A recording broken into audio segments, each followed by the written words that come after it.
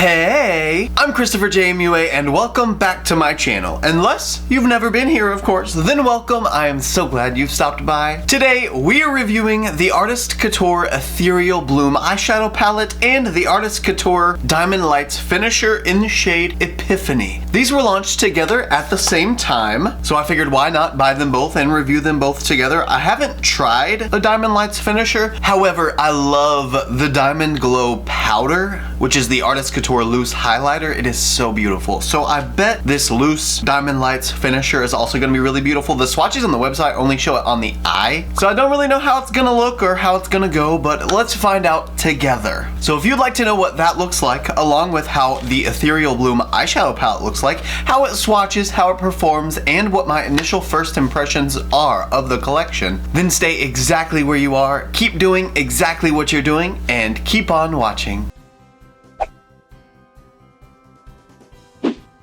And here is the unit carton for the Ethereal Bloom Eyeshadow Palette. It's really gorgeous. It actually kind of reminds me of the Venus palettes by Lime Crime. Kind of gives me that same vibe, but it looks very springy, very beautiful, very pastel-y. Then on the back, it has the name of the eyeshadow palette on top, as well as all the ingredients listed on the back. Then on the bottom, it's got a cute little barcode. Love that. And now let's open it. And I did order these both from the Artist Couture website. The palette is $30 and the Diamond Lights Finisher is $25.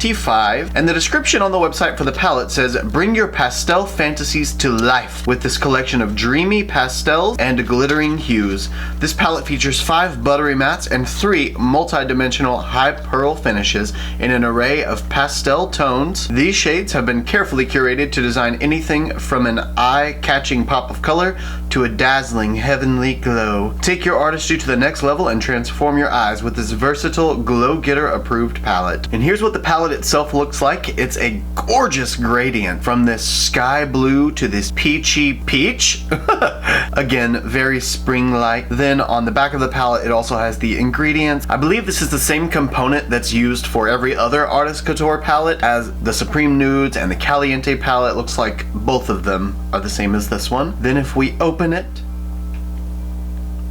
we have all 8 shades, pinks, apricots, and a nude, to blues and purples, and a beautiful little lavender there. Now let's go ahead and zoom in and check out these swatches. The first shade is the shade Eternity.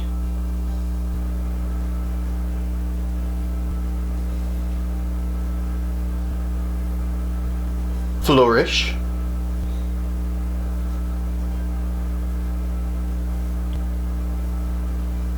Poppy.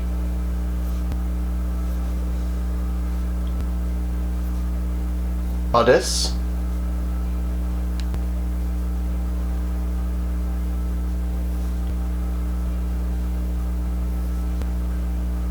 Petal.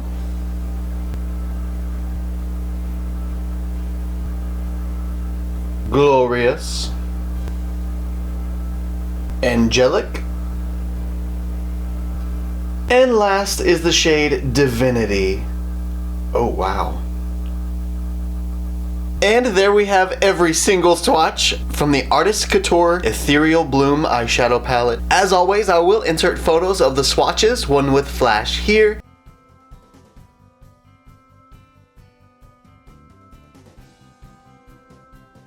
and one without flash here.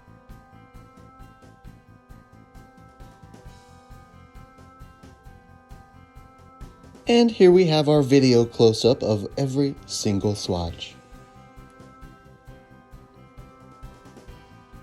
Since I actually had daylight, I had to show you guys what these look like in natural daylight because they're so gorgeous.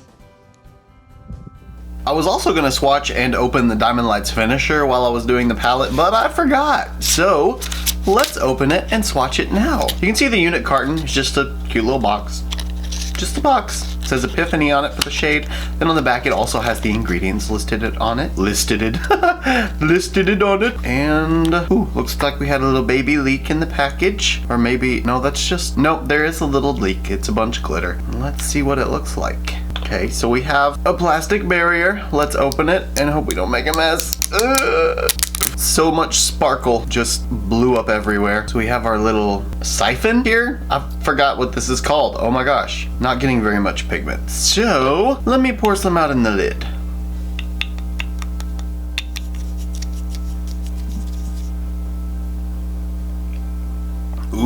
Wow, that is blinding.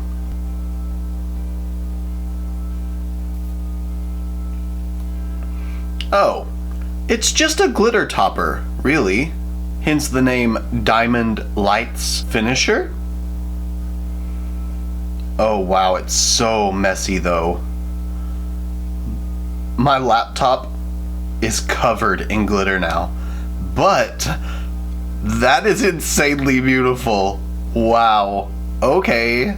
I also wanted to swatch the shade Glorious from the eyeshadow palette right beside the finisher so you could kind of see what they look like beside each other. They are very close to the same shade, and I thought they were until I swatched them. They still are both a lavendery finish. They give that tone of lavender, but the reflect from the Diamond Lights finisher is just so much more intense than the actual eyeshadow, so I imagine these are gonna work so beautifully together if I choose to use them today. Now that swatches are done, I have primed my eyes with my P. Louise base in the shade Rumor 02 again, and I just wanted to mention that with swatching this palette, the swatches feel like what I feel like every eyeshadow palette should swatch like. I could feel the difference between more of the eyeshadowy eyeshadows versus the pigment eyeshadows like the Goddess Hot Pink. By the way, that definitely stains for sure. There's like a pink streak down my arm now. But the swatches felt like what the shadows were. So rather than them just being formulated all the same, different shades are formulated according to how to get the best pigmentation and blendability out of the color you're choosing. And I love that. That means that the time was taken for each shade to be formulated correctly. And that makes any 8-pan eyeshadow palette worth $30 at the $3.75 a shade mark. Versus, let's say, Natasha Denona eyeshadow palettes, and those eyeshadows are valued at $8.60 per shadow instead. So just to kind of give you an idea for the price that we're talking about, along the lines of like Bare Minerals, Urban Decay, etc, etc. Actually, this is cheaper than Urban Decay because I just reviewed that Wild West palette, which I'll leave linked right up here, and that was $50 for 12 shades, leaving them at $1.67 per shade. Anyway, enough of my value ranting. Let's go ahead and start on a look. Now, starting out, I want to give myself a really soft, natural kind of tone that I can build off of. So I'm going to begin by using the Morphe M513 Fluffy Blender Brush, and I'm going to go into the shade Eternity. Wow, lots and lots of kickback in the pan. It's a very powdery shade. Definitely start with your eyes first, or tap off the excess, or spray your brush. And I'm gonna begin with this shade and just go ahead and blow it out in my inner corner. Or my inner corner crease, not exactly my inner corner. This shade is so beautiful. In the pan, it looks like it's just a soft neutral nude, but on the eye and on the swatch, it looks like a dusty, nudie rose, kind of. It's perfect for this palette, I'll tell you that. And this shade is just gonna stay contained on this inner portion for now. Later, it will be brought up and out, I think. If what I see in my head actually pans out, we'll find out though. And that's it for the look. Thank you guys so much. I'm just kidding, but you could stop right here, throw a really pretty shimmer on the lid, something bright, maybe a pop of coral, a pop of hot pink, a pop of lime green, a pop of baby blue, whatever you like, maybe a bright, springy or black wing liner, some real big voluminous lashes, and boom, you have yourself a look. But you know me, we're gonna go much farther than this, so I'm gonna go in with this Morphe pointed blender brush instead, so I can get a little bit more of a targeted application, and now I'm gonna go into the shade Flourish. Not nearly as much kickback in this shade, but also this is a synthetic fiber brush instead of a natural bristle brush like I just previously used. Typically, natural bristle brushes do tend to kick up more powder because they're a rougher texture, so they tend to break up the powder a little bit better, and synthetic bristles do not usually because they're just plastic. Now with this shade, this is gonna be my primary crease color at first, so I'm gonna pull it all the way through to the outer corner. I'm just really packing on this pigment because I want the vibrancy of this color to really show up. It's just gorgeous. It's the perfect pinky peachy coral. So building it up and then slowly start pulling it very lightly forward into the shade Eternity. And I'm gonna pull this all the way through to the inner corner. Since I have Eternity built up so much there, it should soften it and kind of blend it out on its own just as I pull the shade up. And it did, yeah, okay. And then for the sake of shape, if you've been here before, you know this is what I always tend to do for looks like this. Well, looks like any looks. I like to use the taper of the brush and just follow my lower lash line up and make my little wing shape. Probably gonna cut most of this off once I cut my crease, if I cut my crease. But it just helps me establish the shape that I want. It helps me blend the shadow a little bit better, helps me figure out how the shadow needs to work on my eye shape to look good in the end, if that makes sense. Now, since I've got the pink or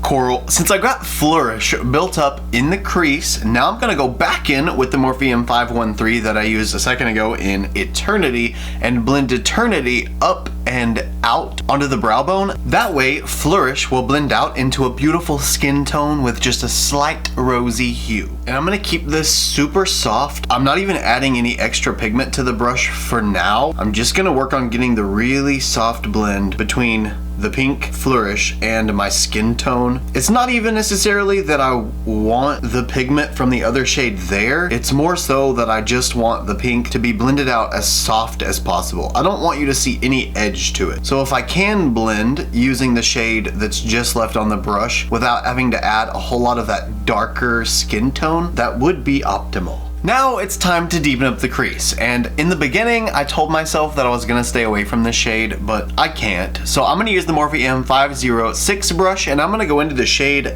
Goddess. Wow, so much kickback in every single shade. But I'm not complaining, I'm getting plenty of pigment out of it. I am gonna tap off the excess from this one though because it is much darker than the rest, and I'd like to build it up slowly and see where it goes, instead of letting it take over the entire look and I end up with just hot pink everywhere instead. And I'm gonna use it just like a black, so I'm gonna start in the outer edge and then pull it in about halfway through and just work on building this up in the crease up to the point that you can still see it once I have my eye open and looking forward. So about right here. It's actually really cool what it's doing just upon the initial application. Since I'm applying it on top of Flourish, it's softening it up quite a bit just upon initial application. And I'm gonna pull it out here like I do, but I'm not gonna pull it out all the way up. I still want Flourish to show. Then just gonna connect this little V shape I made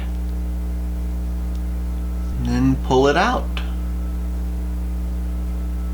Now that I've made this pinky, corally, dusty mess, I'm gonna go in with my Morphe Spot Concealer brush, whatever this brush is called, and my P. Louise base in the shade Rumor 02 yet again, and cut my crease. I'm gonna do this off camera, however, to save time, and once I finish, I'll be right back.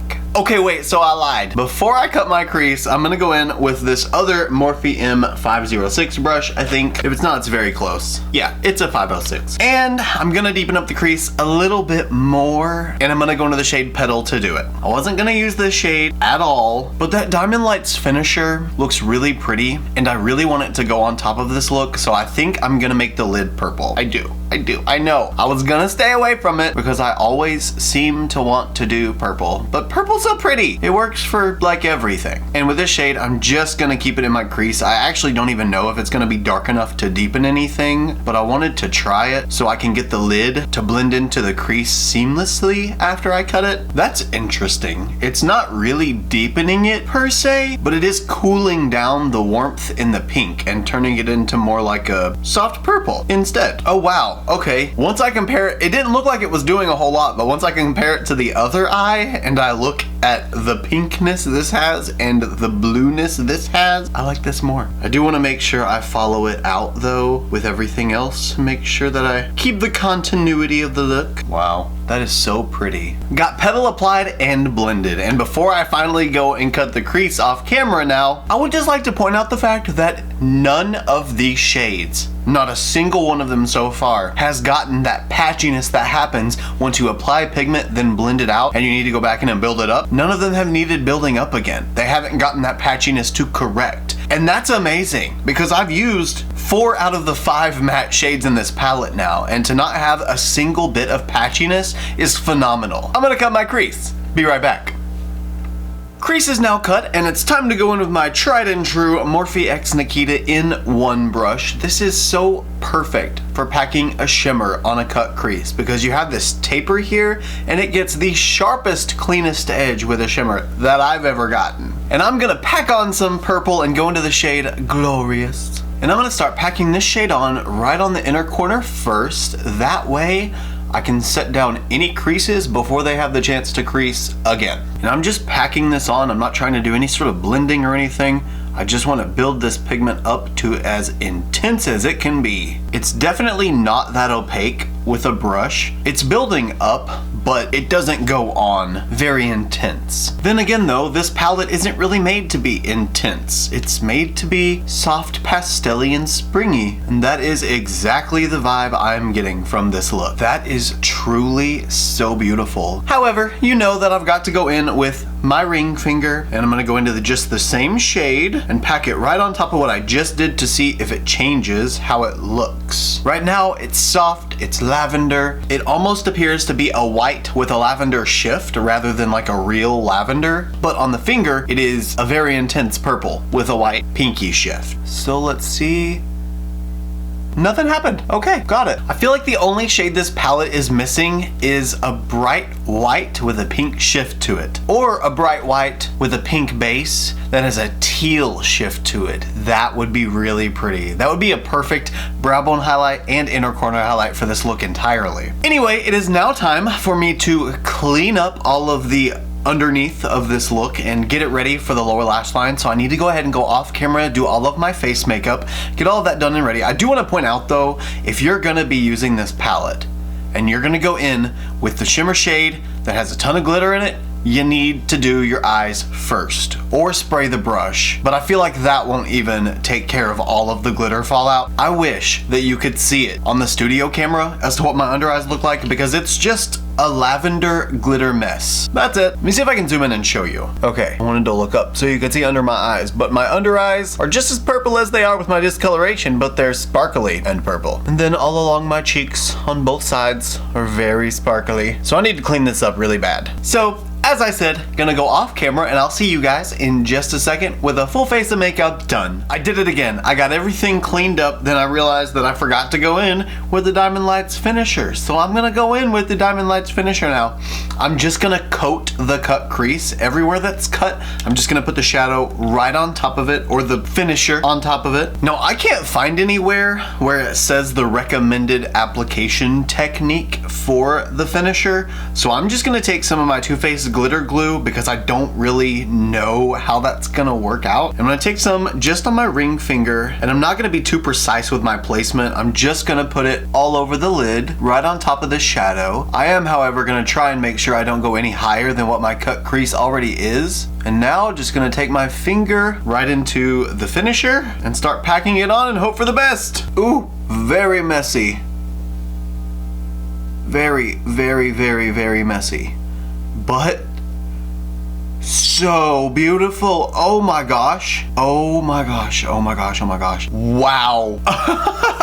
Obviously gonna have to clean up that a lot, but that is really gorgeous. Ooh, it's like pink ice. I bet you if I could find one that's like a light champagne-y sort of color, it would be beautiful for a full face. Inner corner highlight, lid highlight, cheek highlight, nose highlight, forehead highlight, highlight everything with it. Okay, no matter what I do, I can't get the glitter off of my face and off of my under eyes, so I'm just gonna have to try and cover it up with some concealer and powder and foundation. So like I said before, I'm going to continue to now go off camera and do all of my face makeup, then I'll be right back. Got my face makeup on and done, and now let's finish off the lower lash line, or do the lower lash line, period. As you might have guessed, I'm gonna start out using this Morphe flat brush. I know, the same as usual, and I'm gonna go into the shade Angelic. That one is not the same as usual. And I'm gonna start packing this shade right along my lower lash line, right up against those lashes. Ooh, wow, that has got some pigment. Jeez. I just dipped into it once too. Nice. I even tapped off the excess.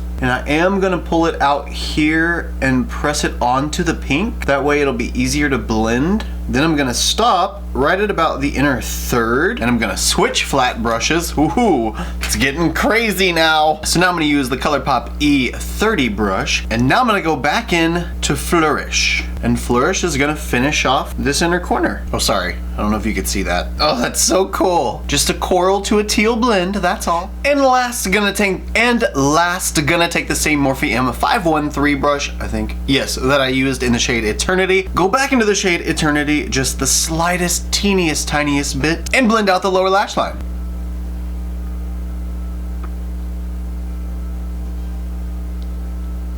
Okay, I'm much happier with that. It looks much less disconnected now. The teal's still definitely not part of the color story on top, but that's kind of why I love it, because it's a little different. So at this point, eyeshadow is completely done. I'm gonna go ahead and go off camera for the final time, get my liner applied, my lashes done, my lips on, and then I'll be right back to give you guys my final thoughts on the Artist Couture Ethereal Bloom palette. I bet you have no idea what I think about it, but you can't even guess. I'll see you guys in just a second.